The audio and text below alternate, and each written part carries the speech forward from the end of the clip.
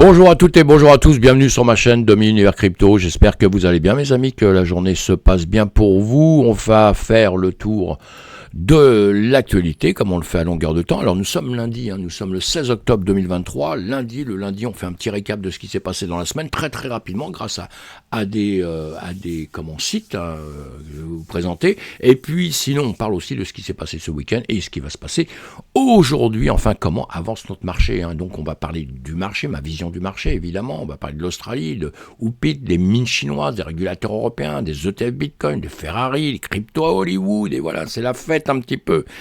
Notre petit cinéma, quoi, on va se le faire à Hollywood bientôt. Allez, le BTC 27 856, le TH combien 1579, peut mieux faire, mais écoutez, on a connu pire, donc c'est pas trop mal ce matin, on est bien content. Début de semaine, vous voyez, début de semaine, on fait un petit début de semaine un peu vert dans tous les cryptos, là, une tendance un peu verte. Si on regarde pour la semaine, plutôt rouge, donc voilà. Donc on peut être content ce matin de ce qui se passe. Des news comme d'habitude, il y aura des news, on va avoir un discours le 19 octobre à 18h des États-Unis de la Fed, donc ça c'est important, on va suivre ça, il y a d'autres petites news à suivre pour les traders, ceux qui font du très long terme, vous en foutez évidemment, n'allez pas vous traumatiser complètement mes amis, Sinon on a S&P 500 qu'il va falloir suivre aujourd'hui, voir un petit peu ce qui va se passer. Voilà, se passer, c'est pas pire qu'autre chose, puisqu'en ce moment, si on regarde bien par rapport à une guerre qu'on vient de déclencher encore, le conflit israélien-palestino-israélien, comme vous voulez, eh bien, on s'aperçoit que c'est pas pire que ça. Bon, un jour, on est un peu de bouger en train de redescendre, mais on aurait pu avoir plus de catastrophes de ça. Donc, on s'aperçoit que les marchés vont pas trop mal quand même. Et puis, BTC, nous sommes toujours dans une zone, comme je vous le dis à longueur de temps, il faudra au moins aller sur les 32 000, dépasser les 32 000 pour espérer quoi que ce soit. En attendant, c'est de la littérature. On peut rejoindre les 25 000, on peut rejoindre les 20 000. Donc, on va être très, très prudent. Pour ceux qui font du long terme, pas la peine de vous exciter. On attend pour l'instant. Ceux qui font du court terme, vous suivez les news, faites comme moi, vous tradez au jour le jour, et puis on va à la hausse quand il faut aller à la hausse, à la baisse quand il faut aller à la baisse, c'est ça le trading. Et puis voilà, et pour le reste, comme je vous dis, on reste calme, puisque toujours notre range, 32 000, 25 000 depuis le mois de mars, on va dire, et donc on est prudent, et maintenant pareil, si on retourne vers les 32, 33 000, ça veut pas dire qu'on sera dans la lune. Pourquoi?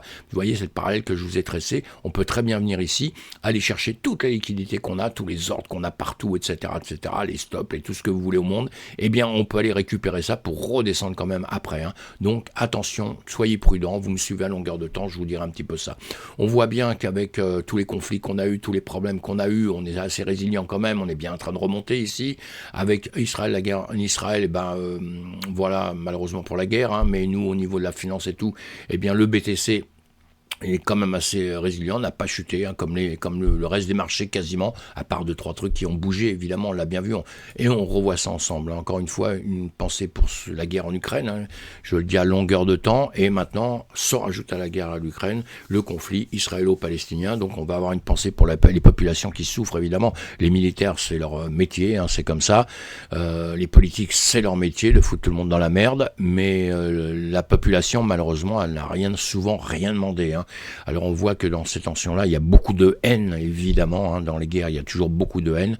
Là, c'est peut-être un peu pire parce que ça se propage un peu dans le monde, donc on va essayer de calmer un peu tout le monde. Et la vie est importante, mes amis, il faut toujours penser à ça, la vie humaine est importante. Donc voilà, allez, à plus tard sur ce sujet-là. Bon, j'avance, comme je vous ai dit, on va parler de ce qui s'est passé sur l'actu d'eau pendant une semaine. Donc tous les lundis, je fais ça, je fais un petit tour rapidement. Là, je me sers du journal du coin. On va justement aller liker la personne qui nous fait cet article, Renaud H, ici. Ça nous aide bien à avancer. Comme ça, vous pouvez avoir des news un peu partout. Vous allez sur Google, vous trouverez aussi toutes les infos possibles, inimaginables. Et si vous me suivez, vous serez au courant de tout ce qui se passe le matin, évidemment. Tous les jours, je donne les news le plus tôt possible. Et ces news, je vais les chercher dans des journaux américains. Je vais les chercher un peu partout dans le monde. Et puis, je fais des résumés et j'essaie de vous donner les choses pour vous les plus simples à aller retrouver évidemment. L'actualité en bref, depuis une semaine, le hacker de la plateforme d'échange HTX restitue les fonds. Voilà, il a restitué les fonds, on lui a refilé 410 000 $. Moi, je suis un peu contre ces méthodes-là, mais voilà, apparemment, il trouve des hacks, tout ça. Mais bon, ça pousse les hackers à travailler de plus en plus et à nous mettre en danger de plus en plus et à eux gagner de l'argent, tant mieux pour eux, mais à faire perdre de l'argent dans les sociétés. Donc ça, c'est pas bon signe de toute façon. Allez, BitVM, nouvelle révolution pour Bitcoin. Il s'agit d'un nouveau paradigme de calcul permettant de décupler les capacités Bitcoin. Ça, c'est bien. Cela permettra entre autres d'exprimer des contrats Bitcoin Turing complets. On en a parlé, on en reparlera encore. Donc tout ça, pareil. Si vous ne connaissez pas tout ça, allez faire des petites recherches, vous verrez, c'est très intéressant. Nouveau scandale dans l'affaire FTX. Bon, bah ça, les scandales dans l'affaire FTX, il y en aura des tonnes. Donc on suivra ça au fur et à mesure. Il y a des spécialistes qui aiment bien les feuilletons comme ça. Moi, ce que j'attends, c'est le dénouement de tout ça et de voir un peu ce que vont récupérer les gens comme argent. Le patron de Binance, c'est chaud, Changpeng Zhao. Alors lui, dans le viseur du congrès brésilien, il est dans le viseur de tout le monde, lui. Donc c'est chaud. On suit ça de près, évidemment. Si vous avez des billes dedans, faire très très attention partout. Et même si je crois qu'il va bien s'en sortir, mais sincèrement, moi, je ferai gaffe. Après son hack récent, le protocole GAX souhaite rembourser ses utilisateurs. Voilà, lui aussi, s'est fait pirater. Ses dirigeants, site de Psychine, qui s'est fait pirater, tout simplement. Pour simplifier les choses, allez lire tout ça, regardez tout ça, j'espère que vous n'êtes pas concernés. Et en tout cas, il y a une manière de se protéger de tout ce genre de problèmes à longueur de temps maintenant, et c'est de ne pas tout mettre ses œufs dans le même panier, mes amis. Vous ne devez pas mettre tous vos œufs dans le même panier, parce qu'en plus, là, si vous continuez à lire comme ça, les 5 métriques de la semaine, 240 millions, 50%, eh bien c'est que des pertes dans tout ça, c'est des pertes d'activité ou c'est des pertes d'argent. Le hacker, hacker nord-coréen très connu, Lazarus Group, alors eux ils font de la misère à tout le monde.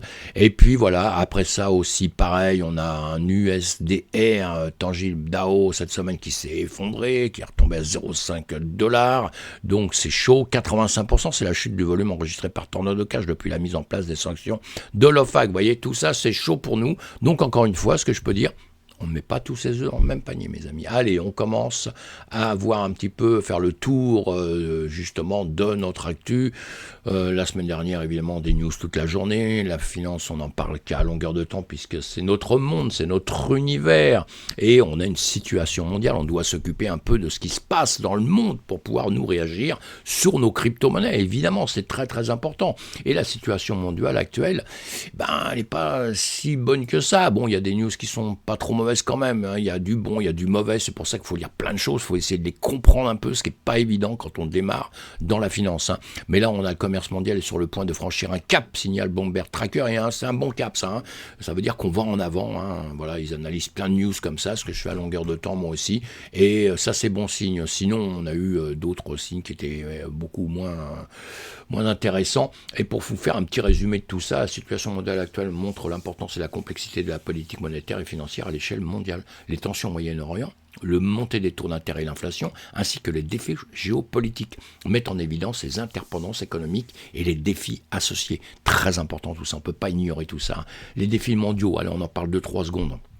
Inflation et taux d'intérêt. Les banques centrales pourraient avoir à augmenter les taux pour lutter contre l'inflation, rendant la dette plus coûteuse pour tous. Risque géopolitique. Les tensions au Moyen-Orient pourraient affecter les prix du pétrole, exacerbant les prix inflationnistes. L'endettement, un environnement de taux d'intérêt croissant pourrait aggraver les risques associés à des niveaux d'endettement élevés. Le secteur sensible des secteurs tels que l'immobilier pourrait être impacté par la montée des taux d'intérêt. Coopération internationale, la collaboration entre institutions est essentielle pour naviguer dans cet environnement complexe. Et les entreprises et les institutions financières doivent s'adapter à un environnement changeant. Et oui, ça avance très vite tout ça, mais pas toujours dans le bon sens. Et notre commerce mondial, donc, malgré les défis, il y a des signes de reprise dans le commerce mondial. C'est ce que je vous disais avec l'article juste avant.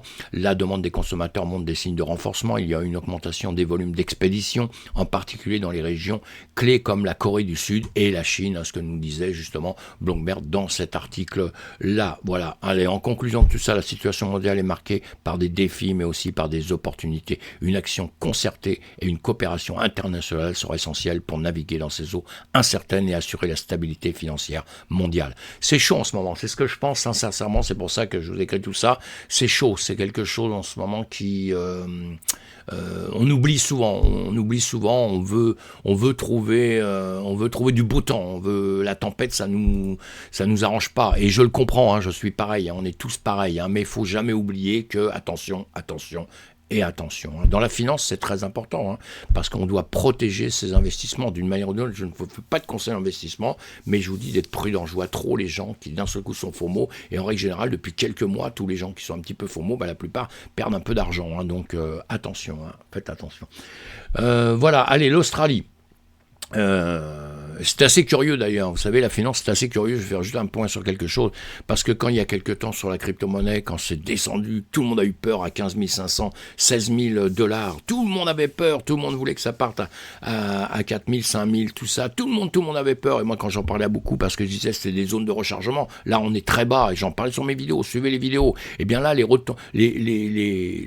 réponses qu'on vous donne, mais non, le marché est catastrophique, c'est toujours pareil, vous voyez, ça fait que les gens attendent après, maintenant ils vont attendre 30 000, 35 000 pour remettre de l'argent dedans. Tandis qu'à 16 000, 17 000, personne ne veut remettre. On attend que ça monte bien, ça veut dire qu'il y aura des manipulations de marché et encore beaucoup de gens qui vont reperdre de l'argent par la suite. Allez, j'avance, l'Australie. Alors, quoi ? Le gouvernement australien a publié une proposition visant à réglementer les plateformes de services d'actifs numériques avec l'objectif de protéger les consommateurs et d'adopter la clarté au secteur de la crypto. Ça, on est entièrement d'accord, hein. La proposition prévoit l'octroi de licences aux plateformes déposant un certain seuil d'actifs et l'établissement de normes pour la conservation des actifs et les transactions en jetons. La consultation pour ce document se terminera le 1er décembre 2023. Les acteurs de l'industrie expriment à la fois leur soutien à cette initiative et leur préoccupation quant à une réglementation trop stricte qui pourrait entraver l'innovation. On s'aperçoit avec ça qu'en réalité, le monde entier, c'est pareil, hein, pour tout le monde. On vit tous la même chose, hein. Voilà, on dit tous la même chose, donc il n'y a rien à dire d'autre. On va attendre de voir comment ça se passe là-bas aussi. Rien de nouveau. Et là, le régulateur européen, il nous fait quoi, lui ? Il nous fait quoi ? L'Autorité européenne des marchés financiers, le SMA, a publié un rapport mettant en évidence les risques associés à la finance. Et oui, à la DeFi. Et oui, le régulateur souligne les risques multiples pour les investisseurs, notamment la volatilité, l'absence des parties responsables clairement identifiées et des vulnérabilités en matière de sécurité. Et voilà. En outre, le rapport critique le principe, le code et la loi, qui peut entraîner des résultats indésirables, indépendamment de toute considération morale ou juridique. L'étude met également en lumière la composabilité des contrats intelligents qui peut amplifier les défauts du système et accroître les risques de contagion au sein des réseaux DeFi. La reconnaissance des défis posés par la nature décentralisée et sans frontières de DeFi soulève des questions sur la manière dont les réglementations efficaces peuvent être appliquées. Évidemment, c'est compliqué de mettre les régulations qu'on veut mettre dessus. Ce rapport représente un pas avant vers une meilleure compréhension et réglementation de l'écosystème DeFi en Europe, même s'il reste à voir comment le SMA et d'autres organismes de réglementation traiteront ces problèmes à venir. Et oui, ce rapport... Ils ont publié un rapport en mettant en évidence les risques associés à la finance, on l'a bien compris, la DeFi, finance décentralisée. Donc maintenant, ce rapport propose également une nouvelle manière de catégoriser les contrats intelligents pour aider à la réglementer. Vous voyez que c'est compliqué parce que je pense qu'eux-mêmes, ils ne savent pas trop où ils vont dans tout ça. Tout ce qu'on veut, c'est réglementer. Ce qu'on veut à la base, c'est qu'il n'y ait pas de DeFi, c'est tout, qu'il n'y ait pas de finance décentralisée. Hein. Vous pouvez étudier ça en tous les sens. Le but, c'est ça, hein, c'est qu'on veut contrôler, on veut centraliser un truc qui est décentralisé.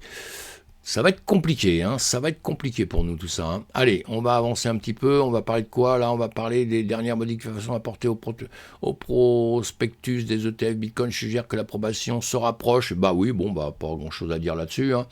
Les modifications du prospectus des ETF Bitcoin suggèrent que les gestionnaires de fonds de la SEC sont en train de parvenir à un accord, ce qui pourrait conduire à l'approbation des ETF Bitcoin. La décision de la SEC de ne pas faire appel de la décision concernant Grayscale pourrait également ouvrir la voie à une approche plus favorable de la SEC envers les ETF Bitcoin. Cependant, le marché du Bitcoin reste volatile, comme en témoignent les réactions modérées de la crypto-monnaie en cette nouvelle. Il sera important de suivre de près les développements futurs concernant l'ETF Bitcoin et leur impact sur les marchés des actifs numériques. En tout cas, le marché bouge aujourd'hui. On va suivre ça de près, évidemment. Et voilà, on va parler des mines chinoises, les opérations minières de Bitcoin chinoises. Alors, selon un rapport du New York Times, les mines de Bitcoin chinoises aux États-Unis posent des questions sérieuses en matière de sécurité nationale, mes amis. Certaines de ces mines ont des liens avec le Parti communiste chinois et sont situées à la proximité des sites stratégiques américains, comme des centres de données et des bases de missiles. Le gouvernement américain surveille activement ces installations et examine les mesures pour atténuer les risques. Bon, écoutez, on va suivre tout ça encore une fois. Allez, no comment, je ferai les commentaires plus tard quand on aura un peu avancé sur tout ça. Et sinon, Ferrari, bonne news pour nous, justement, dans notre écosystème. La bonne news, c'est quoi? C'est que, Ferrari va accepter la crypto, comme a fait Tesla. Bon, Tesla, après, ils ont cassé le truc parce qu'ils ont dit, attention, trop de consommation énergétique, ça posait problème avec leur vente de voitures qui est tout électrique, évidemment. Allez, Ferrari, en tout cas, se lance là-dedans. Maintenant, aujourd'hui, ce matin, moi, si j'avais l'argent à dépenser pour acheter une Ferrari, je le ferais pas en BTC, je le ferais en dollars. Pourquoi? Parce que si j'achète ce matin une voiture, une Ferrari, je veux dire n'importe quoi, allez, on met 100 000 $, 100 000 $ sur la table pour acheter la voiture, ou plus que ça, c'est pas un problème, c'est juste pour l'exemple. Je mets 100 000 $ aujourd'hui, et voilà, et demain j'ai ma voiture, je suis vachement content. Le seul problème, c'est que mon BTC, s'il a une chance de regrimper, de refaire un ATH, vous imaginez, il va multiplier par 2. On va multiplier par 2, 100 000, ça fait 200 000. Ça veut dire que ma voiture, en peu de temps, je l'ai payée le double. Moi je discute dans tous les sens avec ça, pour payer. Maintenant leur truc c'est de se dire, eux ils ont raison, Ferrari, pour apporter les gens qui vont faire des sous pendant un temps, peut-être ceux qui vont d'un seul coup gagner beaucoup d'argent, ils vont vouloir dépenser leur argent. Et évidemment que les autres en disant, on accepte la crypto, ça va simplifier les paiements, les machins, donc il y en a qui vont partir sur là-dessus plutôt que d'aller autre part. C'est commercial tout ça, et c'est très bien, et parce que c'est une bonne chose pour nous, donc c'est très bien. Allez, à suivre. Seulement, on pense quand on dépense sa crypto-monnaie, on réfléchit bien à ça, parce que la voiture peut coûter cher dans les médias. Et là, grâce à Hollywood, BTC, Doge et SHIB acceptent pour les billets pour le nouveau film de Taylor Swift. Voilà, allez, je leur fais pas de publicité non plus, mais ça c'est une bonne chose d'accepter justement les paiements et d'accepter, voilà, c'est une énorme nouvelle pour la communauté crypto, car Taylor Swift est l'une des plus grandes pop stars de la planète. Une telle décision démontre l'utilisation croissante des crypto-monnaies dans tous les secteurs de l'économie. Effectivement, acheter des billets AMC avec crypto. La chaîne de cinéma américaine AMC est devenue l'une des premiers acteurs de l'industrie cinématographique américaine à adopter la crypto-monnaie, devenant ainsi la première chaîne de cinéma à accepter le Bitcoin comme moyen de paiement sur sa plateforme. L'année dernière, la chaîne de cinéma a annoncé un partenariat avec BitPay permettant aux utilisateurs de dépenser du Doge et SHIB dans l'application de la chaîne de cinéma pour les billets et les cartes de cadeaux. Allez, on suit tout ça, c'est des bonnes news pour nous, donc on va être que content de ce genre de choses. Voilà, je pense que j'ai rien oublié, j'avais l'impression d'oublier une petite news, mais c'est tout à fait possible. Mais voilà, mes amis, faites attention à vous en tout cas, protégez-vous. Protégez votre argent et faites attention à vous, c'est la chose la plus principale au monde. Et abonnez-vous à ma chaîne si vous n'êtes pas abonné. Bye bye, à bientôt, ciao.